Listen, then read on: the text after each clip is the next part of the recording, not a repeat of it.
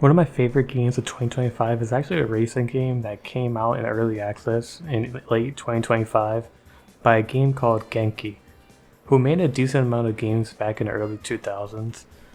And one of their first games to come out was the first Xtreme Racer back in 1999, and it was pretty successful, leading the company to release more of them over time. But after Tuner Challenge came out in 2006, they kind of just stopped making them due to cutting cost operation that they were doing. But in 2024, they announced that the series will be returning and entered early access in early 2025, and near the end of 2025, it had its full release. Now, the gameplay in Xtreme Racer I believe to be very unique and interesting compared to most other racing games I've experienced, as an Xtreme Racer plays more like a racing RPG than a normal racing game. Now, I've never experienced the previous games of the franchise, so for me this is all new and interesting. In Xtreme Racer, you pretty much start off with a pretty mid car, and throughout the game you will unlock more and better cars as the story and game progresses. What is also cool about this game is that they're all based on real car brands like Honda, Toyota, Lexus, and Nissan, and some others too. You can also unlock skills and perks and tuning upgrade options that gives you big advantages during each fight. How each race works is you drive around this open city and flash your headlight at a car and start the race, which is what you mostly do throughout the entire game. Every race is a one-on-one with a rival. You both have health, and the way it works is that you deal damage when you're in front winning, and if you're losing behind them, of course you lose health. So pretty much every fight is kind of like a boss battle, or just like an actual fight instead of a race, and I think that's actually really interesting. Now, it might not sound too exciting, but the races can actually get really intense and challenging, and I especially advise playing this game on challenging mode instead of the normal, normal easier mode, I guess, because there's two different modes you can try. Again, challenging mode is just more fun for me, and I think most people should experience this game on that mode. What also made this game really fun and made me really glued to the game was the progression. The sense of progression in this game is just so good, and it's better than most other racing games, as it really provides a kind of a grind to this game where you really have to go and fight a lot of these rivals and bosses. And yeah, it makes you really want to stick to the game throughout, from the beginning to the end. And even after in the end game, there's also an end game too, where you can just race other extra rivals and wanderers. And also the wanderers in this game are pretty cool too, as they require you to have certain cars, certain engine tuning upgrades, certain every wanderer has their own character, and you have to have a certain thing to battle them. I think that's really cool and interesting. It changes the way you do races. Now, I think the overall customization in this game is also pretty good. You can change the colors, the lights, add the lights on the bottom like it's GTA 5, add different spoilers, change what tire you want. You can also tune the car, tune how where the wheels are on your car, if you want it more out or in.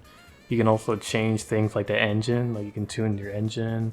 You can change the suspension of your car to make it lower or higher. Cool things like that's also in this game as well, which I like a lot. And of course, they have the tuning upgrade, so you can make the engine and other stuff a lot better too. Now, for the story of Xtreme Racer, it's about you starting from the bottom and getting to the top and beating all these different teams around Tokyo. And honestly, I don't really think the story is really that good. And then again, most racing games don't really have the best stories. But what I do like is how every team in Racer you fight has their own personality and their backgrounds for each team as well. And I find that really interesting and cool, because that's something most racing games don't have. You just race people, but this game really has some backstory for some of the racers and teams, and just little things like that, which I thought were pretty neat. Now, for the graphics, I think the graphics in this game look pretty decent. I mean, as you can see from the gameplay, it's not the best looking game, but I kind of like it about that game. I like how it's not realistic or hyper realistic how most racing games are. I think the reason why they went for this kind of not high quality look is try to keep the aesthetic of the game how it previous was, how the PlayStation 2 games played. And I like that. I liked how it looks and plays like an older title. Most games don't want to take that risk. They want to make it look fancy on Unreal Engine 5. This game's no, fuck that. We're gonna make this game look old. And I totally fuck with that, because honestly, nowadays, I prefer performance over graphics. And also, this game performs very well. And I still think it looks really good for what it's going for. And you can really play this on all high settings and make it run over 100 FPS easily, because again, it's not the most hyper realistic looking game, so you can run it good. And the aesthetic is just there. I really fuck with it. I'd also like to quickly mention the music in this game goes really hard, from the menu, from the garage music, from the music when you're just normally racing, from the music you fight from the rivals and bosses. Some bosses and wanderers even have like their cool like own like special music too, and it's really cool. That's that real music, man. Come back home, motherfucker, see how real it is, man. You say like, damn, man, like. But overall, this is one of my new favorite racing games. But I must say, this game is somewhat niche, and I can't really expect everyone to enjoy it or play it, especially since this is a racing game. And I know a lot of people out there are not too crazy about racing games, especially like not ones that are like super crazy or arcadey, kind of like how like Mario Kart or Sonic Kart, because those are more like popular mainstream racing games, I feel like. And more of these like racing games are kind of like lesser known or played. And I feel like people really need to give these games more of a try, because I think racing games are so good. I know nowadays, like a lot of the new racing games that come out are really not that good, but this is one of the ones that are actually really good and worth checking out. And it feels really different from any of the racing games I've played recently at all. So, also this game might be getting more updates in the future.